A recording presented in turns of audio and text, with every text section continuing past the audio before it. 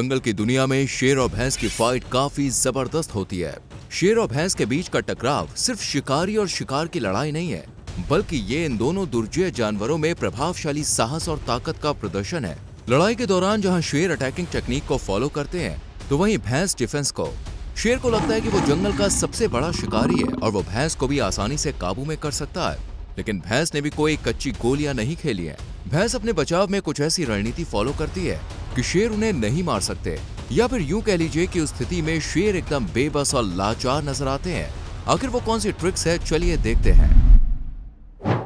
इन बड़ी बिल्लियों के पास मजबूत कॉम्पैक्ट बॉडी, ताकतवर पैर, तेज दांत और जबड़े होते हैं, जो इन्हें अपने शिकार को मारने में सहायता करते हैं। शेर का हमला करने का तरीका भी दोस्तों गजब का होता है। पहले ये अपने शिकार का पीछा करते हैं और जब उनके काफी करीब आ जाते हैं तो पहले उस पर एक छोटा हमला करने की कोशिश करते हैं या फिर उसे गिराने की कोशिश करते हैं। इसके बाद शेर अपने शिकार की गर्दन तोड़कर या उसके गले में अपने जबड़े फंसाकर उसका दम घोटकर मार डालते हैं। लेकिन यहाँ तो शेर एकदम मायूस नजर आ रहे हैं। वो क्यों, चलिए ये भी बता देते हैं। मामला कुछ इस तरह का है कि भैंस को अकेला पाकर इन शेरनियों से रहा नहीं गया और ये भैंस पर हमला करने की प्लानिंग कर लेती हैं।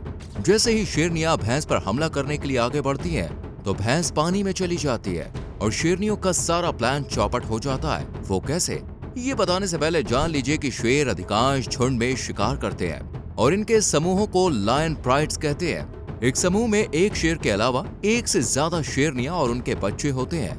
अधिकतर शेरनियां ही शिकार कर बच्चों का पालन पोषण करती है। शेरनियां सुबह से लेकर शाम तक शिकार करती हैं। वहीं दूसरी तरफ शेर अपने इलाके और समूह की रक्षा करता है। आमतौर पर शेर अपना अधिकांश समय सोने में बिताना पसंद करते हैं, लेकिन जरूरत पड़ने पर शेर पूरी मेहनत से लड़ता है और शिकार को मार के ही दम लेता है। चलिए वापस अपने मुद्दे पर आते हैं। हम आपको बता रहे थे कि भैंस अपना बचाव कैसे करती है। भैंस एक स्थान पर जाकर खड़ी हो जाती है जो पूरी तरह से सेफ जोन है। जैसे कि आप देख पा रहे हैं, इस स्थान पर इन शेरनियों में से कोई भी भैंस को किसी तरह का नुकसान नहीं पहुंचा सकती है। आपको बता दें कि भैंस की तरह और भी कई ऐसे जानवर हैं जो अपने बचाव के लिए पानी में जाकर एक सेफ जोन में खड़े हो जाते हैं। जैसे कि आप इस हाथी को देख सकते हैं। इसी रणनीति की मदद से यह हाथी शेर के झुंड से अपनी जान बचाने में कामयाब रहा। ऐसी ही स्थिति इस कंगारू के साथ भी देखने को मिली। दोस्तों, वीडियो में आप जिस भैंस को देख रहे हैं वो एक अफ्रीकन बफेलो है। इस भैंसे को कम से कम 1 दर्जन शेरों ने घेर रखा है, जो बेहद खतरनाक शिकारी है। लेकिन ये भैंसा अच्छी तरह से जानता है कि इन शेरों को किस चीज से नफरत है, इसलिए ये अपनी जान बचाने के लिए पानी को चुनता है। सोचने वाली बात यह भी है कि ये स्थान भैंसों के लिए इतना बढ़िया या सुरक्षित क्यों है। अगर आपने ध्यान दिया हो तो आप देख पा रहे होंगे कि जहाँ भैंस खड़ी है वहाँ पानी भी है और आसपास घास भी है, यानी भैंस के खाने पीने का यहाँ पर पूरा इंतजाम है। भैंस अच्छी तरह से जानती है कि शेर इतना इंतजार नहीं कर सकते हैं। शेर नए शिकार की तलाश में आगे चले जाएंगे। आप भी सोच रहे होंगे, भला शेर को पानी से इतनी नफरत क्यों है, क्यों ये पानी से दूर भागते हैं? तो इसकी सबसे बड़ी वजह है शेर का शरीर। जी हाँ दोस्तों, शेर का शरीर पानी में शिकार करने के लिए नहीं बना है। अगर इन्हें कोई गलती से भी पानी में छोड़ देता है तो इनकी हालत खराब हो जाती है, जैसा कि आप यहाँ पर देख सकते हैं। दरअसल शेर जमीन पर शिकार करने के लिए बने हैं। सूखी जमीन पर इनके पैर काफी तेजी से चलते हैं, जिससे इन्हें शिकार का पीछा करने में सुविधा रहती है। शेर घास में छिपे रहते हैं और शिकार के करीब पहुंचते ही उस पर धावा बोल देते हैं। शेर के पास अपेक्षाकृत छोटे पंजे और शक्तिशाली सीना होता है और इन दोनों का कॉम्बिनेशन पानी में शिकार करने के लिए अच्छा नहीं है। ठोस जमीन से बाहर निकलने के बाद शेर अपने शिकार का अच्छी तरह से पीछा नहीं कर पाते हैं। वैसे भी शेर को दोस्तों पानी पसंद नहीं है और ये हमेशा पानी को अवॉइड करने की कोशिश करते हैं। लेकिन कभी कभी ओकावांगो डेल्टा के शेरों को पानी पार करने के लिए तैरना पड़ता है, जिनके बारे में हम आगे विस्तार से चर्चा करेंगे। ऐसा नहीं है कि शेर पानी में तैर नहीं सकते हैं, लेकिन वो इस दौरान भैंस पर हमला करने में सक्षम नहीं होते हैं। पानी में उनकी पकड़ कमजोर पड़ जाती है। दूसरा कारण ये भी है कि पानी में जाने पर शरीर का फर गीला हो जाता है। चलिए इसे थोड़ा और प्रैक्टिकली समझने की कोशिश करते हैं। उदाहरण के तौर पर आप कैट्स को देख सकते हैं। अधिकतर बिल्लियां पानी से नफरत करती हैं। जब इस बात पर रिसर्च की गई तो पता चला कि आमतौर पर बिल्ली शुष्क यानी ड्राई एनवायरनमेंट में विकसित हुई है और सदियों से यही रहती आई है। पानी के साथ इनका बहुत ही कम संपर्क रहा है, इसलिए ये पानी के करीब जाने से बचती है।